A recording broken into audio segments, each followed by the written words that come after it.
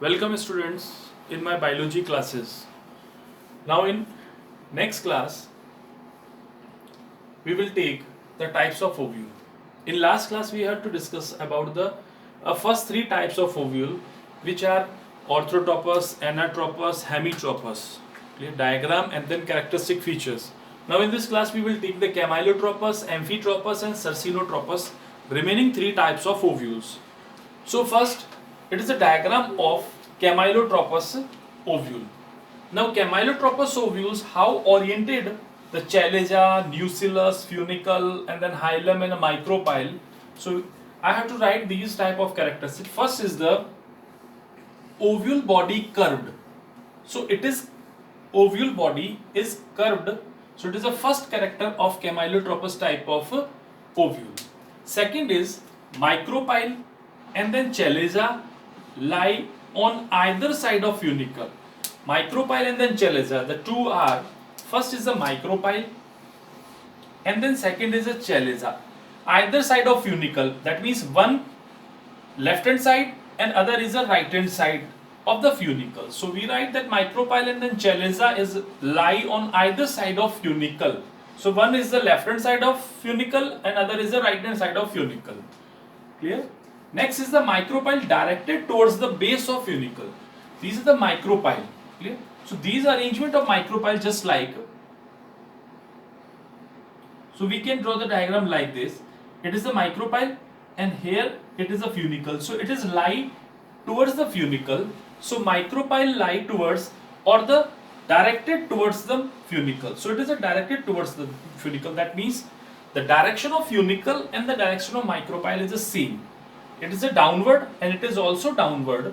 So it is the next point which is micropyle directed towards the base of the funicle. Next is it is slightly turned which is embryo sac. We can say that it is a more or less straight. It is neither straight nor bended. So it is a more or less straight which is embryo sac. So it is the embryo sac. Clear? Now it is the area or the cells which is the it is the area is the chalaza and the cells are called nucellus. Clear? The chalaza is just above the funicles or the center part of the ovules. So it is a characteristic feature of the camylotropous ovule. Now the example of camylotropous ovules are caparis and the mustard.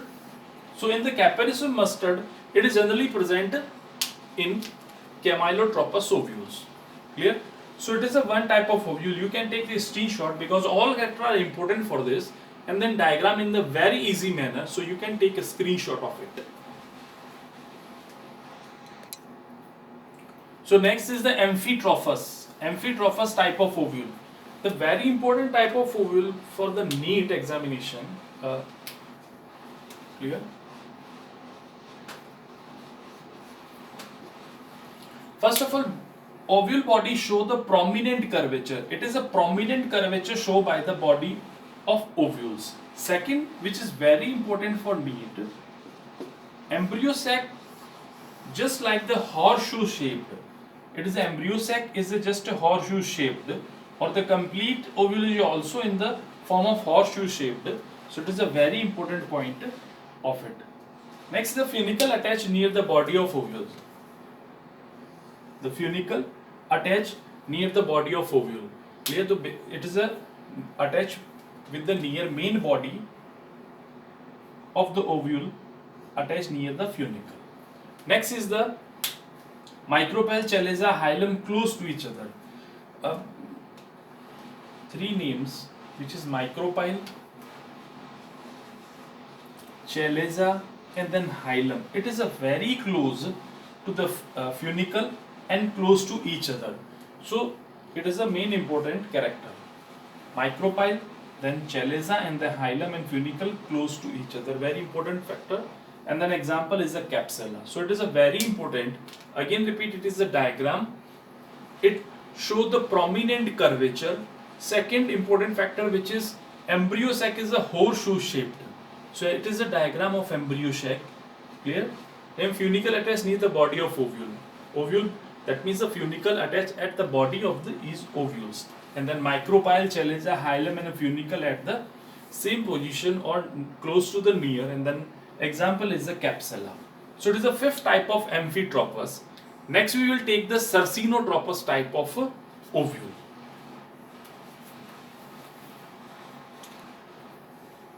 So next sixth number is a Cercinotropus type of ovules. So it is a diagram of Cercinotropus type of ovules in which a very complicated diagram. Here the embryo sac and then surrounding nucleus cell. An important characteristic of that, it is a funicle. It is a long elongated cord-like. So it is start from here and then cover up or envelop or encircle to the complete ovule.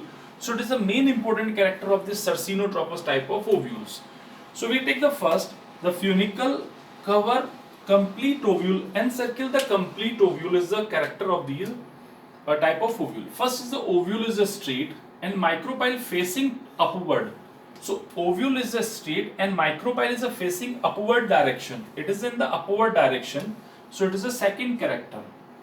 Now funicle is elongated. It is start from here and then wrap completely to the ovules. Funicle cover the ovules and the example is the Opuntia. So it is the last type of ovule which is a Cercinotropus ovules. It is a very complicated and important for examination. So we have to take total 6 types of ovules in this video and then previous video. So I think you have to understand about these concepts. It's a very complicated and important terms. At least 1 or 2 questions always come from this topic. Clear? So thank you for joining my class. In next class, we will take the megasporogenesis.